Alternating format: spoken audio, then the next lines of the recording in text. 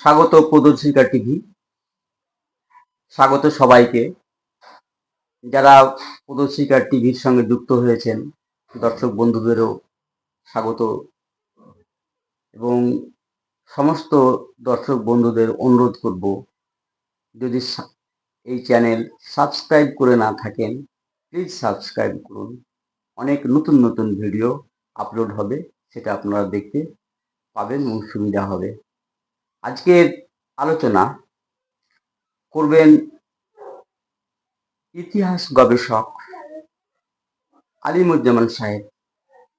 তার আলোচনার বিষয়বস্তু বাংলাদেশের বর্তমান রাজনৈতিক প্রেক্ষাপটে হাসিনা ভারতে চলে আসা, তার পরবর্তী ক্ষেত্রে অন্তর্বর্তী সরকার নির্বাচন, এইসব নিয়ে আলিমুজ্জামান সাহেব আলোকপাত করবেন আজকের আলোচনায়। সবাইকে স্বাগত, শুনুন, আশা করব ভালো লাগবে। দক্ষিণ এশীয় রাজনীতিতে বাংলাদেশের যে অবস্থান, তার সঙ্গে পার্শ্ববর্তী দেশ ভারতবর্ষ, পাকিস্তান, শ্রীলঙ্কা এবং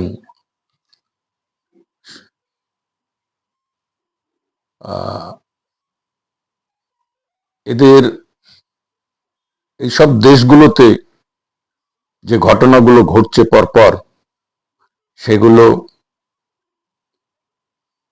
একটু অন্য ধরনের।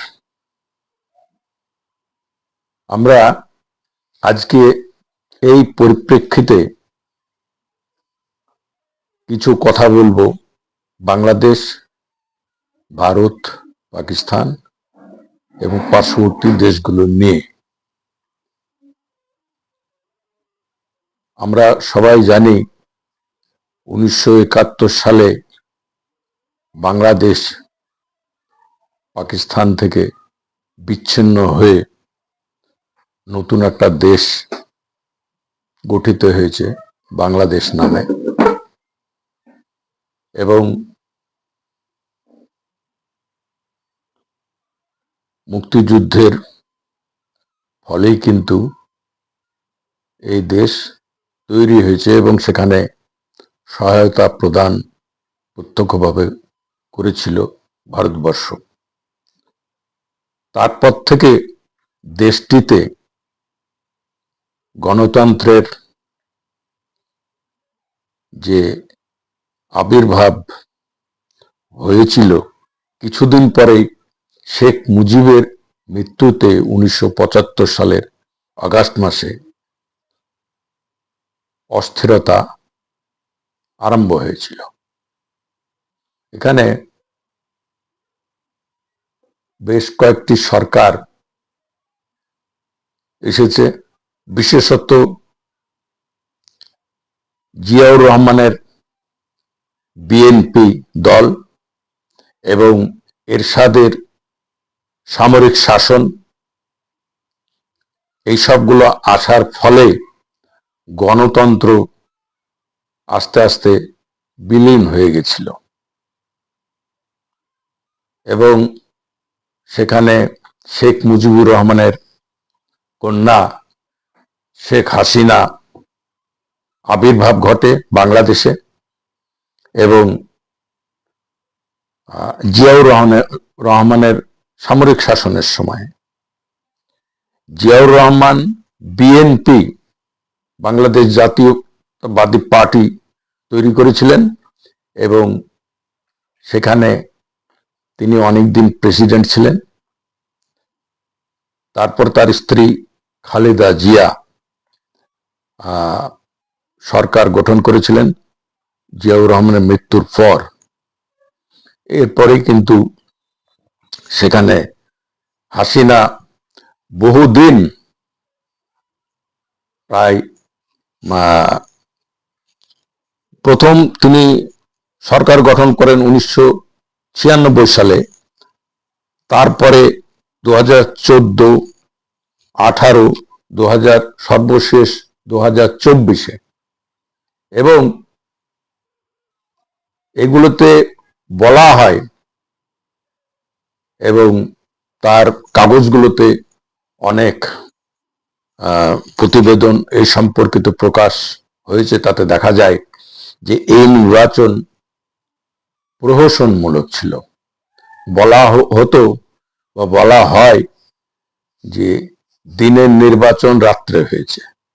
তো এরকম করতে করতে কিন্তু এই 2024 সালের জুলাই মাসে ছাত্র জনতার অভ্যুত্থানের মাধ্যমে তার দীর্ঘ শাসন অবসান হয় এবং শেখ হাসিনা ভারতে বলা যায় পালিয়ে আসেন। তো এই যে অভ্যুত্থান একটা বিশেষ দিক, সেটা হচ্ছে পৃথিবীর বিভিন্ন দেশে অভ্যুত্থান হয়েছে, সেখানে প্রধানমন্ত্রী বা প্রেসিডেন্ট দেশ থেকে চলে গেছেন, কিন্তু এখানে যেটা পার্থক্য এই দেশে হয়েছে সেটা হচ্ছে প্রধানমন্ত্রী থেকে আরম্ভ করে তার পুরো মন্ত্রিসভা এবং মসজিদের ইমাম পর্যন্ত দেশত্যাগ করতে বাধ্য হয়েছেন বা বলা যায় নিজেরাই চলে এসছেন। এছাড়া তাদের কোনো গত্যন্তর ছিল না।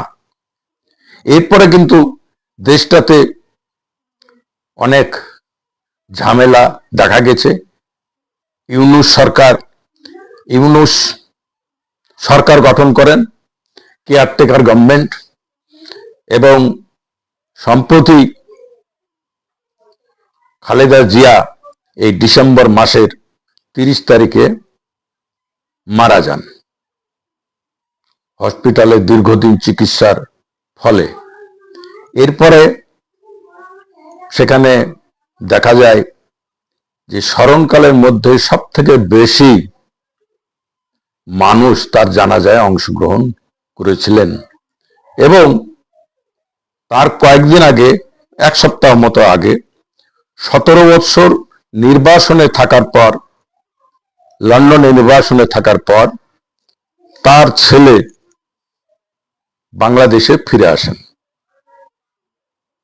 এরপরে সেখানে আগেই ঘোষিত হয়েছিল সামনে যে রোজা এই ফেব্রুয়ারি মাসে 17 তারিখ সম্ভবত হবে। তো তার আগে কিন্তু 12 ফেব্রুয়ারি নির্বাচনের ডাক দেওয়া হয়েছে। এখানে খালেদা জিয়ার মৃত্যুর পর বিএনপি মনে হচ্ছে যে বেশি সুবিধা পেয়েছে। আমরা মনে করতে পারি আমাদের দেশে 1984 সালে যে ইন্দিরা গান্ধীর মৃত্যু হয়েছিল আততায়ীর হাতে, এবং তারপরে রাজীব গান্ধী বিপুল ভোটে জিতেছিলেন, জয়লাভ করেছিলেন, সরকার গঠন করেছিলেন।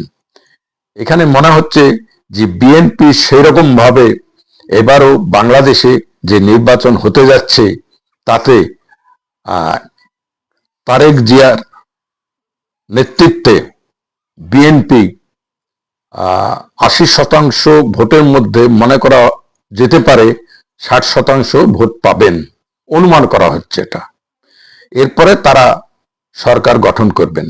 এদিকে ইউনূস সরকার আওয়ামী লীগকে নিষিদ্ধ ঘোষণা করেছে। সুতরাং আওয়ামী লীগ এই ভোটের রাজনীতিতে এবারে থাকার কোনো সম্ভাবনা তাদের নেই। যদিও বিভিন্ন দেশ থেকে ইউনূস সরকারের উপর চাপ সৃষ্টি করা হচ্ছে যে আওয়ামী লীগকে নিয়ে নির্বাচন করার, কিন্তু সেদেশের যে মিডিয়াগুলো বা সরকার সেটাতে এখন পর্যন্ত সম্মতি দেয়নি। অলরেডি নমিনেশন পেপার ফাইল আরম্ভ হয়ে গেছে, বিভিন্ন দল শেখানো হয়েছে, যদিও জোট সেভাবে এখনো হয়নি। জামাতে ইসলামী একটা ফ্যাক্টর, অনেকেই মনে করছেন জামাতে ইসলামী একটা বিরাট ভূমিকা সেখানে থাকবে এবং দেশটা হয়তো ইসলামিক কান্ট্রিতে পরিণত হবে। আমার কিন্তু সেটা মনে হয় না। এখানে আমার যেটা অনুমান সেটা হচ্ছে বিএনপি সামনে যে সরকার ভোট হচ্ছে সেই ভোটে বিএনপি জয়লাভ করবে এবং নিরঙ্কুশ সংখ্যাগরিষ্ঠতা অর্জন করে তারা সরকারে আসবে। এক্ষেত্রে হাসিনা যে দীর্ঘদিন শাসন ক্ষমতায় ছিলেন, সেই সময়ে কিন্তু খালেদা জিয়াকে ব্যক্তিগতভাবে বিভিন্নভাবে আক্রমণ তারপর সানিয়েছেন এবং বিশেষ করে বলা যায় ব্যক্তিগত আক্রমণ। তো সেক্ষেত্রে জনসাধারণ কিন্তু এতে অসন্তুষ্ট, যার জন্যে হাসিনার দলের যে গ্রহণযোগ্যতা সেটাও সর্বক্ষেত্রে নাই, এটা বলা যেতেই পারে। যাই হোক, তার যে আমরা দেখছি ভূমিকা ভারতবর্ষে এসে, সেখানে কিন্তু সে ভিডিও ভাইরাল তার হচ্ছে এবং এই দেশের মানুষকে উজ্জীবিত করার চেষ্টা করছেন। সেটা কতটা সফলতা অর্জন করবে সেটা বলা যায় না, যদিও এভাবে সরকার কঠোর অবস্থান নিয়েছেন। আওয়ামী লীগের কোনো সভা বা সমাবেশকে নিষিদ্ধ করেছে এবং সেখানে রাস্তাঘাটে তাদের সমর্থকদের দেখলেও কিন্তু তাদেরকে ধরে ধরে জেলে পুরছেন। ইতিমধ্যে বেশ কিছু আওয়ামী লীগের বিশিষ্ট নেতারা জেলে আছেন এবং আওয়ামী লীগের অনেক নেতা, বিশেষ করে হাসিনার যেসব আত্মীয় আওয়ামী লীগের ছিলেন, তাদের বাড়িঘরও পুড়িয়ে দেওয়া হয়েছে। আমরা জানি যে 32 নম্বর যেটা শেখ মুজিবুর রহমানের বাড়ি, সে বাড়িও ধ্বংসস্তূপে পরিণত করে দিয়েছে এবং 5ই আগস্ট 24 সালে 5ই আগস্ট এটা শুরু হয়েছিল এবং সেটা এখন পর্যন্ত সে কাজ চলছে। নতুন ভাবেও তাদের বাড়ি আবার ভেঙে দেওয়া হচ্ছে, ধ্বংসস্তূপে পরিণত করে দেওয়ার চেষ্টা চলছে। এই অবস্থায় সেখানে নির্বাচন কিভাবে সুষ্ঠুভাবে হবে কিনা সেটাও সন্দেহের ব্যাপার। যাই হোক, এই যদি নির্বাচন সুষ্ঠুভাবে হয়, সেটা বিশ্বের বিভিন্ন প্রান্ত থেকে মানুষ কৌতূহল নিয়ে দেখছে যে তাদের ভবিষ্যৎ কি, বাংলাদেশ কোন পথে। এই নির্বাচন যদি সুষ্ঠুভাবে হয়, সরকার যদি গণতান্ত্রিক পদ্ধতিতে চলে ভবিষ্যতে, তাহলে এই দেশটা শান্ত থাকবে। তা না হলে এই দেশে যে গোলযোগ সৃষ্টি হয়েছে বা চলছে, সেটা থামার কোনো সম্ভাবনা হয়তো ভবিষ্যতে থাকবে না। কি বলবো।